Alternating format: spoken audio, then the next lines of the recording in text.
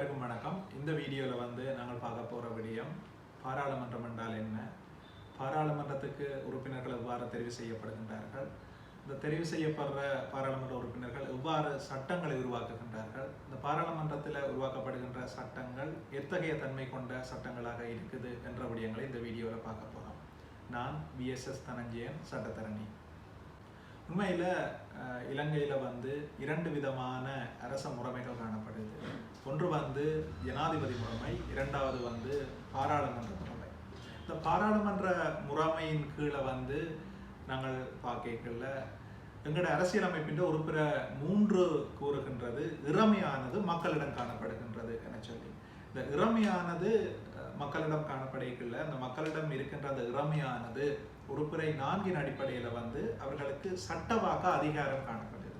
அந்த சட்டவாக்க அதிகாரத்தை மக்கள் தங்களுடைய பிரதிநிதிகள் ஊடாக பாவித்து கொண்டிருக்கணும்.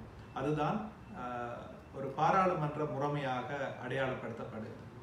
உண்மையிலே இலங்கையை பொறுத்தவரையில் இலங்கையில் 225 பாராளுமன்ற உறுப்பினர்கள் தெரிவு செய்யப்படுகின்றார்கள். எங்களுக்கு தெரியும், கடந்த நவம்பர் 14ஆம் தேதி இலங்கையினுடைய 10வது பாராளுமன்ற தேர்தலானது இடம்பெற்று அந்த தேர்தல் ஊடாக 225 பாராளுமன்ற உறுப்பினர்கள் பாராளுமன்றத்துக்கு தெரிவு செய்யப்பட்டிருக்கிறார். உண்மையில இந்த பாராளுமன்ற முறைமை என்றது என்ன விடயத்தை கூறுதுன்னு சொல்லி சொன்னா, நாங்கள் சோஷியல் கான்ட்ராக்ட் தியரியின் அடிப்படையில் இதை விளங்கிக் கொள்ளலாம். அதாவது மக்கள் தாங்கள் நேரடியாக பிரதிநிதித்துவ அரசியலில் ஈடுபட முடியாது.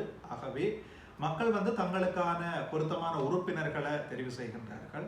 மக்கள் தெரிவு செய்த தங்களினுடைய உறுப்பினர்கள் அல்லது மக்களினுடைய பிரதிநிதிகள் மக்கள் சார்பாக பாராளுமன்றத்துக்கு சென்று அந்த மக்களுக்கு உகந்த சட்டங்களை பாராளுமன்றத்திலே உருவாக்குகின்றார்கள். அந்த பாராளுமன்றத்திலே உருவாக்கப்படுகின்ற அந்த சட்டங்கள் குறித்த நாட்டிலே இருக்கின்ற, உதாரணமாக இலங்கையிலே இருக்கின்ற அனைத்து மக்களையும் ஆளக்கூடிய சட்டங்களாக உருவாக்கப்படுகின்றது. இந்த அடிப்படையிலே தான் பாராளுமன்றத்திலே இந்த சட்டங்கள் உருவாக்கப்படுகின்றது. உண்மையில எங்களுக்கு 2வது குடியரசு அரசியலமைப்பு, அதாவது 1978ஆம் ஆண்டு அரசியலமைப்பிலே த லெஜிஸ்லேச்சர் சட்டவாக்குனர் தொடர்பாக ஒரு தனியான அத்தியாயம் ஒன்று உருவாக்கப்பட்டிருக்கின்றது. இந்த அத்தியாயத்திலே எவ்வாறு பாராளுமன்ற உறுப்பினர்கள் தெரிவு செய்யப்படுகின்றார்கள், எவ்வாறு இலங்கையினுடைய பாராளுமன்றமானது கட்டமைக்கப்பட்டிருக்கின்றது என்பது தொடர்பான விடயங்கள் மிக நீள அகலமாக சட்டத்திலே குறிப்பிடப்பட்டிருக்கின்றன. அதாவது சட்டத்திலே கட்டமைக்கப்பட்டிருக்கின்றது. அந்த அடிப்படையிலே தான் இலங்கையினுடைய பாராளுமன்ற கட்டமைப்பானது உருவாக்கப்பட்டிருக்கின்றது. இரண்டாவதாக நாங்கள் பார்க்க இருக்கின்ற விடயம் இந்த பாராளுமன்றத்தில் எவ்வாறு சட்டங்களை உருவாக்குறது என்பது தொடர்பாக. உண்மையில எங்களுக்கு தெரியும், பாராளுமன்றம் என்று ஒன்று அமையப்பறைகள் அந்த பாராளுமன்றத்தில் ஆளுங்கட்சி இருக்கும், எதிர்கட்சி இருக்கும். ஒரு கட்சி அதாவது அறுதி பெரும்பான்மையை கொண்டதாக, அரைவாசி நபர்களை விடக்கூடிய நபர்களை கொண்டதாக ஒரு கட்சி நிச்சயமாக ஒரு கட்சியோ அல்லது கட்சிகளினுடைய கூட்டோ அல்லது இணைவோ அந்த பாராளுமன்ற அரசாங்கத்தை உருவாக்கி இருக்கும். அந்த அரசாங்கத்தில் பிரதமர் இருப்பேர், பிரதம மந்திரி, அதாவது பிரதமர் ஒரு ஆள் இருப்பேர். அந்த பிரதமரை அடிப்படையாக கொண்டு ஏனைய அமைச்சர்கள் இருப்பார்கள். அந்த அமைச்சர்களோடு சேர்ந்ததாக அரசாங்கத்தினுடைய பாராளுமன்ற உறுப்பினர்கள் இருப்பார்கள். அவர்களுக்கு எதிராக எதிர்கட்சி வரிசையிலே எதிர்கட்சி உறுப்பினர்கள் இருப்பார்கள். இந்த அடிப்படையிலே தான் இந்த பாராளுமன்ற கட்டமைப்பானது உருவாக்கப்பட்டிருக்கின்றது.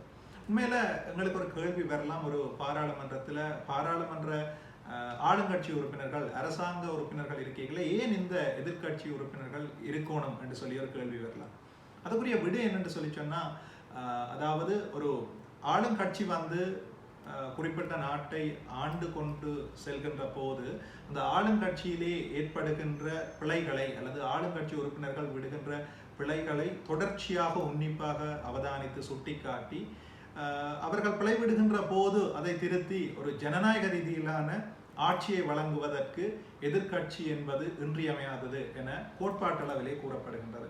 இந்த அடிப்படையிலே ஆளுங்கட்சியும் எதிர்கட்சியும் சேர்ந்ததாக ஒரு பாராளுமன்றமானது கட்டமைக்கப்பட்டிருக்கின்றது. இந்த பாராளுமன்றத்தினுடைய அடிப்படை நோக்கம், the intention of the legislature is அதாவது சட்டங்களை உருவாக்குறது, எனக்டிங் லோஸ் என கூறுவார்கள். இந்த சட்டங்கள் எவ்வாறு உருவாக்கப்படுகிறது என்று சொல்லி சொன்னால், இந்த சட்டங்களை அரசாங்க தரப்பு உறுப்பினர்கள் அல்லது அந்த பாராளுமன்றத்திலே அரசாங்கத்திலே இருக்கின்ற நபர்கள் சட்ட மூலங்களாக பாராளுமன்றத்துக்கு பிரேரிப்பார்கள். அதாவது பில் என ஆங்கிலத்திலே அழைப்பார்கள். ஆரம்ப கட்டத்திலே சட்ட மூலங்களாக அந்த சட்டங்கள் பாராளுமன்றத்திலே கொண்டு வரப்படும். அதன் பின்னர் அங்கே அந்த சட்டம் மூலம் எவ்வாறு சட்டமாக உருவாக்கப்படும் என்பது தொடர்பான ஒரு நடபடிமுறை ப்ரொசீஜர் ஒன்று காணப்படும். அந்த ப்ரொசீஜர்லே முதலாவது வாசிப்பு, இரண்டாவது வாசிப்பு, குழுநிலை விவாதங்கள், தேவைப்படுகின்ற சந்தர்ப்பங்களிலே சட்டமா அதிபருடைய ஆலோசனைகள் பெறப்படும். தேவைப்படுகின்ற சந்தர்ப்பங்களிலே சில நேரங்களிலே சுப்ரீம் கோர்ட் அதாவது உச்ச நீதிமன்றத்தினுடைய ஆலோசனை பெறப்படும். இந்த அடிப்படையிலே இறுதியாக இந்த சட்டங்கள் அறுதி பெரும்பான்மை ஊடாகவோ அல்லது சில சட்டங்கள் 3/2 பெரும்பான்மையுடனோ அல்லது சில சட்டங்கள் 3/2 பெரும்பான்மையுடன் பொதுமக்கள் ஒரு பொது தீர்ப்பின் ஊடாக அதாவது ரெஃபரண்டம் ஊடாக வாக்களித்து இந்த சட்டங்கள் உருவாக்குகின்றது. இவ்வாறு உருவாக்குகின்ற சட்டங்களைத்தான் நாங்கள் சட்டங்கள் என அழைப்போம். ஆங்கிலத்திலே லோஸ் என சொல்வார்கள், லெஜிஸ்லேஷன் என சொல்வார்கள், ஆர்டினன்ஸ் என சொல்வார்கள். இவ்வாறு பல பெயர்களை கொண்டு நாங்கள் இந்த சட்டங்களை அழைக்கின்றோம். உங்களுக்கு ஒரு சந்தேகம் வரலாம், உண்மையில ஆளுங்கட்சியை சார்ந்த உறுப்பினர்கள் தான் சட்ட மூலங்களை கொண்டு சட்டங்களை உருவாக்கலாமா என சொல்லி. ஆனால் உண்மையில் அப்படி இல்லை. எதிர்கட்சி பாராளுமன்ற உறுப்பினர்களும் கூட தனிநபர் சட்ட மூலங்களாக, தனிநபர் பிரேரிப்புகளாக பாராளுமன்றத்தில் சில சட்ட மூலங்களை, சில பில்ஸை கொண்டு வரலாம். அவ்வாறு கொண்டு வரப்படுகின்ற பில் ஒரு உகந்த சிறந்த ஒரு பில்லாக, சிறந்த விடயமாக பாராளுமன்ற உறுப்பினர்களில் அதிகளவான நபர்களால் அவ்வாறு கருதப்படைக்குள்ள அந்த சட்ட மூலங்களும் சட்டங்களாக உருவாக்குவதற்கான வாய்ப்புகள் காணப்படுகின்றது. கடந்த கொரோனா சூழ்நிலை நாட்டிலே நிலவிய சந்தர்ப்பத்திலே இவ்வாறு தனிநபர் சட்ட மூலமாக கொண்டு வரப்பட்டு சட்டங்களாக உருவாக்கப்பட்ட சில சட்டங்களை நாங்கள் காணக்கூடியதாக இருந்தது.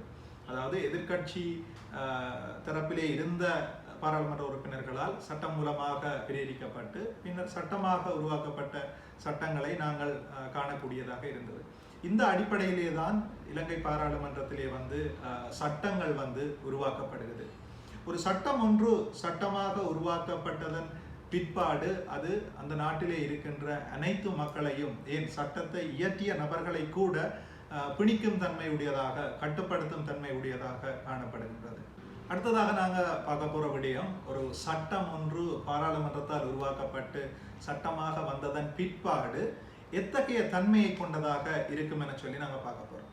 உண்மையில் சட்டம் ஒன்று பாராளுமன்றத்தால் உருவாக்கப்பட்டதன் பின்னர் அது அந்த சட்டத்துக்கு ஒரு மீறியர் தன்மை கிடைக்கும். அதாவது ஆங்கிலத்திலே சுப்ரீமசி ஆஃப் லெஜிஸ்லேஷன் என அழைப்பார்கள். அதாவது மக்களிடம் திறமை இருக்கின்றது, அந்த மக்களால் தெரிவு செய்யப்பட்ட நபர்கள் தான் பாராளுமன்ற உறுப்பினர்கள். அந்த பாராளுமன்ற உறுப்பினர்களால் பாராளுமன்றத்திலே உருவாக்கப்பட்ட சட்டமானது இப்பொழுது மீறியர் தன்மை கொண்ட சட்டமாக காணப்படும். அந்த சட்டத்தை யாரும் கேள்விக்குட்படுத்த முடியாது. சில உலக நாடுகளிலே ஒரு சட்டம் ஒன்று சட்டமாக வந்ததன் பிற்பாடு கூட நீதிமன்றங்களால் அந்த சட்டத்தை கேள்விக்குட்படுத்தக்கூடிய சூழ்நிலை காணப்படுகின்றது.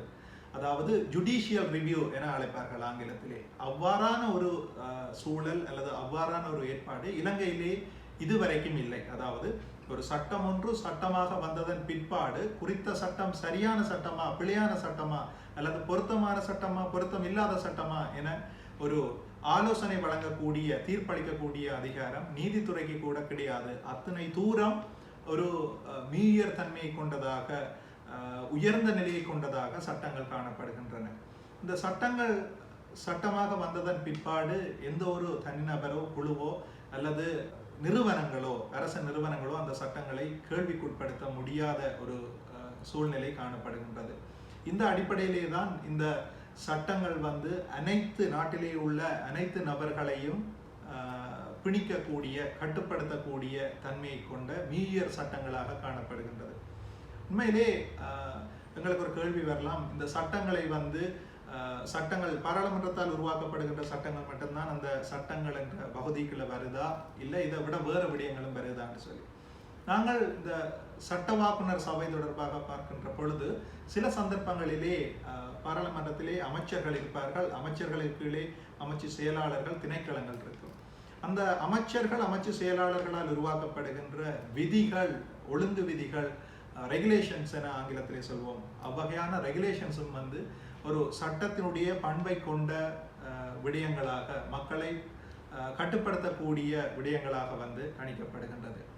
இதுல இன்னும் ஒரு விசேடமான விடயம் வந்து இலங்கையினுடைய பாராளுமன்ற முறைமையில வந்து சட்டவாக்க முறைமையில காணப்படுது. என்னன்னு சொல்லி சொன்னா 1987ஆம் ஆண்டு உருவாக்கப்பட்ட மாகாண சபை முறைமையின் கீழ் மாகாண சபைகள் தீவளாவிய ரீதியிலே வந்து உருவாக்கப்பட்டிருக்குது. அதாவது இலங்கையில 9 மாகாண சபைகள் உருவாக்கப்பட்டிருக்குது. அந்த 9 மாகாண சபைகளுக்கும் பகுதி அளவிலே அவர்களுக்கு விதந்துரைக்கப்பட்ட விடயங்களிலே சட்டங்களை உருவாக்கக்கூடிய அதிகாரம் வழங்கப்பட்டிருக்கின்றது.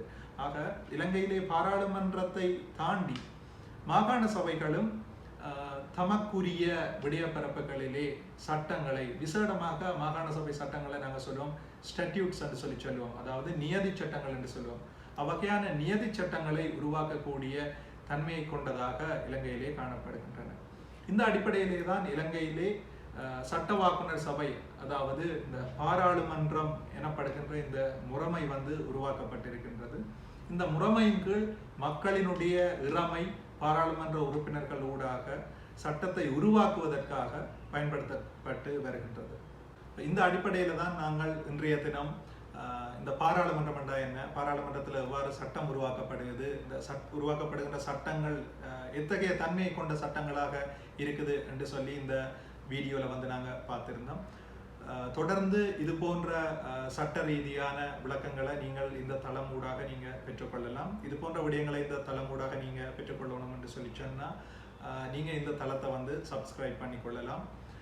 சட்டத்தை மக்கள் மயப்படுத்துவோம், தமிழால் அறிவார்ந்த சமூகம் ஒன்றை உருவாக்குவோம். நன்றி, வணக்கம்.